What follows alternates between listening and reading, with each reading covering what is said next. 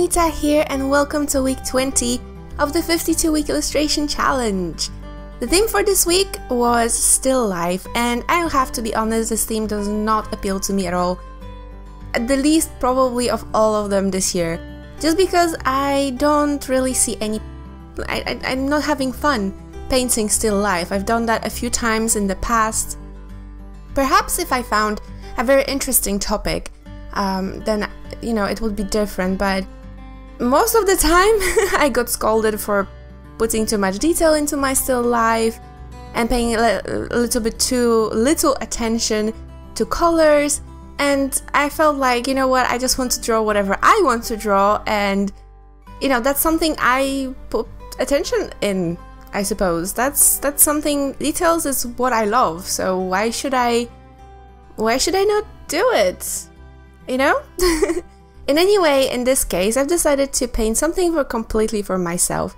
Something I could put in my studio and just look at it and be happy with the color. I really like these kind of pieces.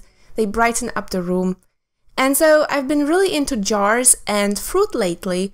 And I'm also extremely big fan of that fruit-infused water. Summer is approaching, so I'll be doing it a bit more often. And I got inspired by a Pinterest picture again, and I'm going to link it in the description below, so you know if you want to take a look at it. And this was just a picture accompanying some recipes for fruit-infused water. And I've decided, you know what, I want to do that. I want to illustrate those pictures. Of course, they are not going to be exactly the way they look on the photograph, because I am not a realistic painting, and I wasn't even going for that. What I was going for here was the color. I really wanted to have a lot of nice, vibrant, juicy colors. As you can see in the bottom left corner, my palette is already prepared here. I've prepared it before I even started painting. And that's because I wanted to make sure that all the colors would be ready for me to paint wet on wet. And because there are so many colors, that's why the whole palette is already prepared. I have 4 types of jars here, and I first traced them over some just regular copy paper. So I had one jar, I copied it 3 times, and then I arranged it around the paper to have a good composition, good spacing. Then I traced over those jars and I started working inside the jars. So we have one jar with kiwis and oranges. Next to it, the one I'm painting right now is, I believe, raspberries and basil, which sounds absolutely delicious. Then the one I'm started working on just now, that's blueberries and lime. And then the one next to it in the bottom right corner, that's a lemon and I believe cucumber. Yes, it's a cucumber. I had to look at it. To remember. And I started by wetting my paper really thoroughly, and this paper is stretched and it's still buckled. I don't know what I'm doing wrong, guys. I just don't know. I don't know, it just, to be quite honest, I messed up this piece of paper a lot. I didn't care because it was for me. But I recently purchased a watercolor tape for stretching, the gummed tape, and that was my very first time using it. I've never used it before. I always used thumbtacks in the past, and recently I also fell in love with staples, but they're hard to get out. So I was like, okay, tape will be easy, so I will use tape. However, it will take me some time to figure out how much to wet the tape, because the tape just released and the paper wrinkled and I had to wet it again. Which is, I was already panicking. I was like, okay, the sizing will be completely messed up. But, actually it went pretty fine. I didn't see any problems. It buckled extremely much when I wetted the paper the first time. But I don't know, perhaps it's because I actually framed it with masking tape to get nice edge in case I was going too close to the edges. I didn't know if I wanted to have a background or not. And so I'm really not sure if that's the problem. But once it dried, it was already completely flat and there was no problem. But then again, I didn't dump a lot of water on it again. And I'm working in layers, that's why I don't mind really talking about other stuff first, because as you can see, I'm working in layers. I've painted that very first soft layer wet on wet, and I dried it completely. And I came in back, and I'm kind of working one jar at a time. So I'm adding, for example, orange first, and I'm kind of feathering it outside. As you can see here, I'm doing it with the red, or I did it just now with the red. I'm feathering it outside the jar so that there's this like nice light edge, so that it really looks like a jar, like some kind of container. And I'm doing that one by one so that I don't have to dry too much between the layers, between the painting, between painting different parts. So I will work, let's say, top left corner, orange, then next to it red, then here I'm working with blue, then for the next jar I will do something else, and I will come back to that first jar and work on the green, and then work on the green on the next jar, you know what I mean? So I will just work color at a time. Before I get to the last jar, the first one is already dry and I can work on it again. And it took quite a long time, because yesterday I usually record edit the videos a day before after I paint. Oh my goodness.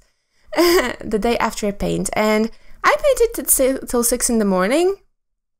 I don't even know. It's all because of that 30-day sketchbook challenges. All the videos that have to be made, it's just getting a little bit out of hand. But I wasn't really tired. It's just that I was really in that nice mood. I was just painting. I was in the zone. Just adding colors. I had music on. It was so nice.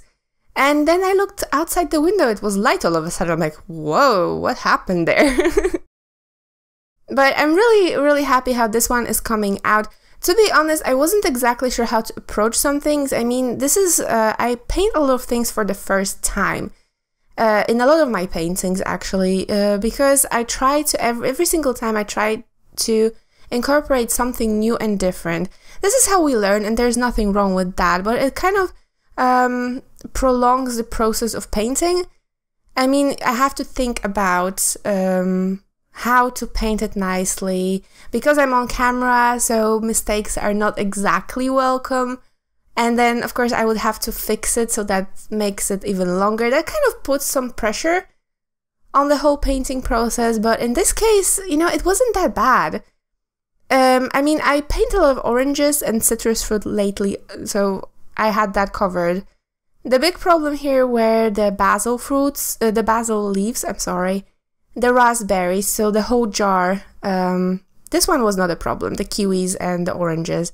I was really happy. And what I'm doing basically, I'm just adding very thin layers of color, and I'm kind of feathering them out, so I kind of try to create in every single space a gradient as much as possible. And it really adds to that soft, melting watercolor look that the jars had. I really liked the photo of the jars where the water would blur some of the shapes out. I really liked that. I didn't want to work too much into that, but I wanted to achieve a similar look just with my style of painting.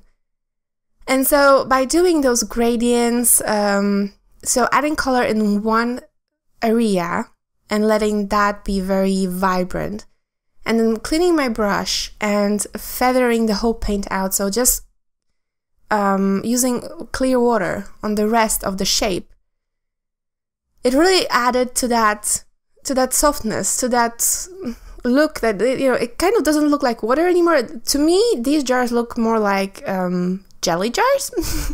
Like there was a clear jelly with fruit in it. That's how it looks to me. I really I don't know how to describe it better.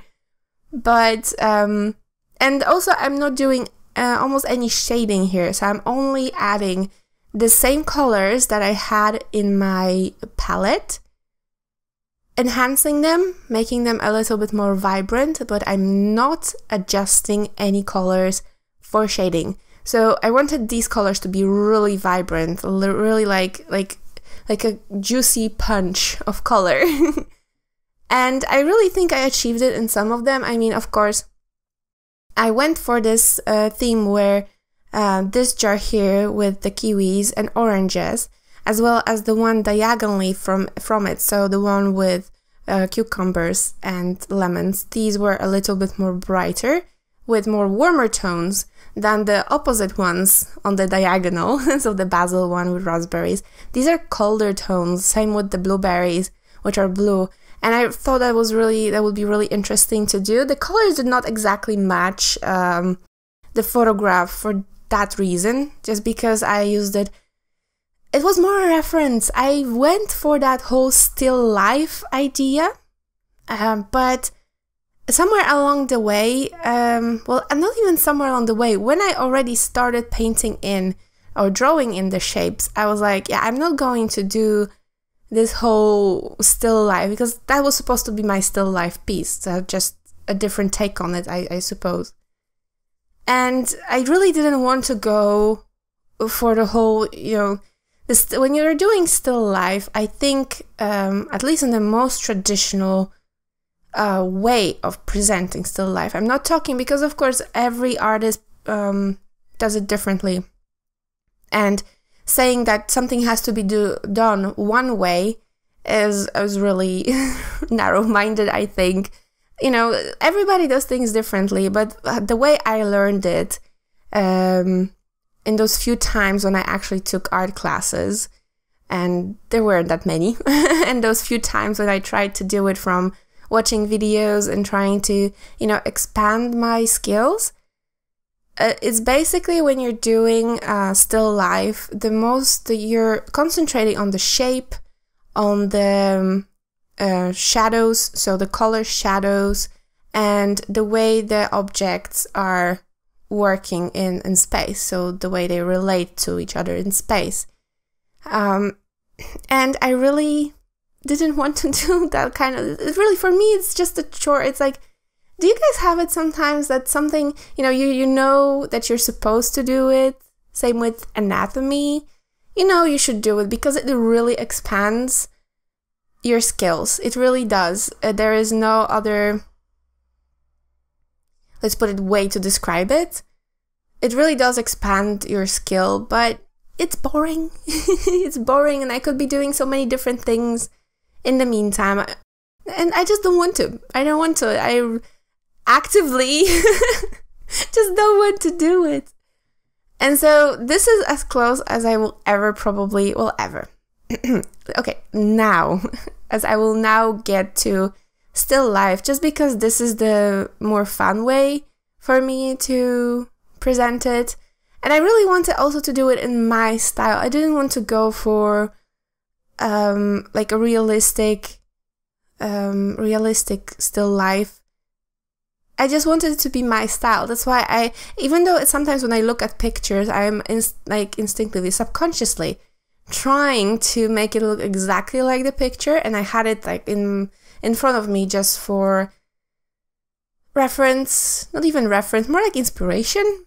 I wouldn't say reference, because I wasn't looking at the shapes. I was looking at the colors. I was looking at the gradient. I was looking at, I don't know, I wasn't looking really at the, like, for the object. I was just looking for the feeling. I tried to convey a feeling. It sounds really silly when you talk about jars filled with fruit, but that's how usually things go for me. So, and I wanted to at least pretend I'm doing some still life, you know. I was kind of struggling with this one jar. I'm gonna get away from that thought I had just a minute ago, because I didn't make much sense there. So I was really struggling with this jar because I wasn't sure how to. There was something wrong. I couldn't put my finger on it. There was something wrong. And I tried, as you can see, I've added a little bit of the same green that was in the previous jar, and I broke my rule. And I regretted it, kind of, at first. Because if you look at it now, the green, the very vibrant green that you can see, light green, in the middle of the jar, it just doesn't fit. I don't like it at all. And, but I didn't really know what exactly I wanted to do and how I wanted to present those raspberries. If I wanted to add a lot of details to them, or if I just wanted to make them, you know, one shape like that, but they looked a little bit too much candy-like for me. So what I did at first, I picked a lot of watery paint on my paintbrush. And I started putting those little dots here, as you can see. And the thing here is that there is almost no paint and lots of water, even though it looks really dark. And some of those dots combined into one big one. Some of them just melted with like the ones around them. And immediately afterwards, I already knew when I was painting this right now that I wanted to go back over that with some darker dots and some darker seeds, let's call it, as you can see here.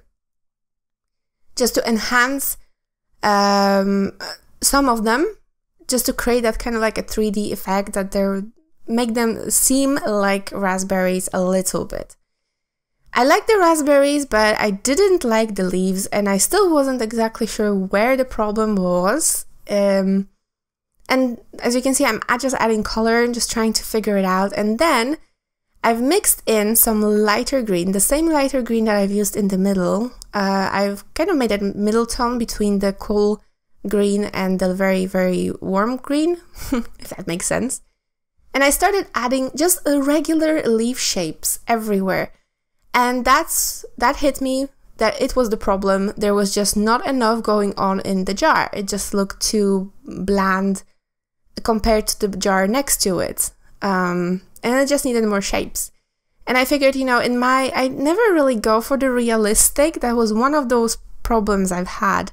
I don't go for the realistic, so I don't really have to add realistic shapes. There just have to be small leaves with some lines in them. So the two bottom jars were much easier. I mean, the one with the basil and raspberries was the most problematic one. It took the most time. And after I finished that one, these jars over here were just a breath of fresh air, because they're really just citrus fruit and pretty much the same shapes. They're just citrus fruit. Cucumber kind of doesn't look like cucumber. But close enough. And then blueberries, and that's, yeah, it was already pretty late, because it was around 5 a.m. at this point. So I was getting just a little bit sleepy. So I like actually my painting when I'm sleepy, because I'm not overthinking, and I'm painting actually much better than when I'm thinking over, you know, the shapes and the shading and everything. And this, especially this jar, I absolutely loved it. I love that top lime. It's really like, it looks exactly the way I wanted it to. And then I'm of course darkening some of the shapes in front just to create some like space.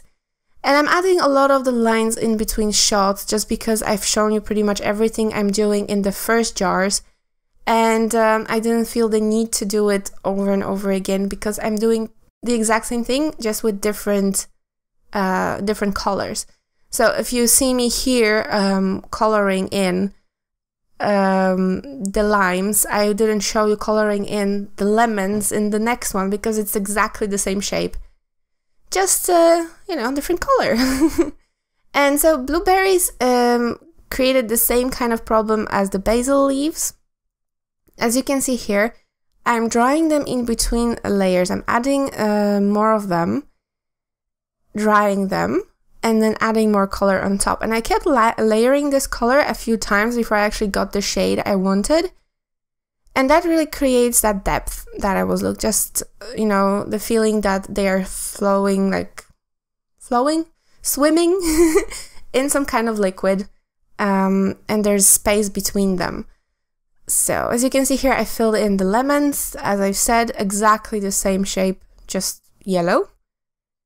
And then I had a little bit of a problem with the cucumber, and it does not look like a cucumber. It reminds me of, is it zucchini? Is it that plant when you cut it? It's called courgette in Dutch. And it just reminds me completely of it, but yeah, 5:30 in the morning, you don't particularly care if the cucumber looks like a cucumber. It does the job, it looks good. It just, yeah, I didn't really work too much on that transparency, I think. There was a little bit more of a transparency and different tone of the skin around the cucumber, I think. All in all, it's not a bad one. It's just, it had bad luck to be the last jar I was working on, I think. Have you guys ever tried fruit-infused water?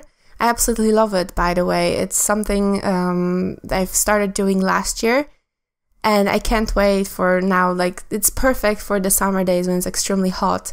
You just make it in the evening, you cut slices, put it in the water, and just leave it for the night, and then in the morning you have this really nice, tasty water, and then you can eat the fruit slices for like a dessert or something. So it's really, really, really good, and perfect alternative because I'm not a big fan of regular water. I just don't like the taste, so it's perfect. And the last step, at first I wanted to add a lot of white details to the jars, but I kind of didn't feel the need. It's all of a sudden, like, I just liked the way they looked, and I felt that there's just one thing missing. It was that white outline, just to even it out. And then I've added those lines on the side, just for a little touch, if you were looking closely. And that's pretty much it, guys. I hope you've enjoyed it. I hope I presented it properly, because this is quite a big piece, so it's hard to show exactly what you're doing. But yeah, thank you so very much for watching. If you guys would like to see the bigger version of this painting, you can head to my Facebook page. The link is in the description as usual. And also, please leave me a like if you've enjoyed this video. It helps a lot in this YouTube game that we're all playing. Yeah, thank you so very much for watching. I will see you guys in my next video. Bye!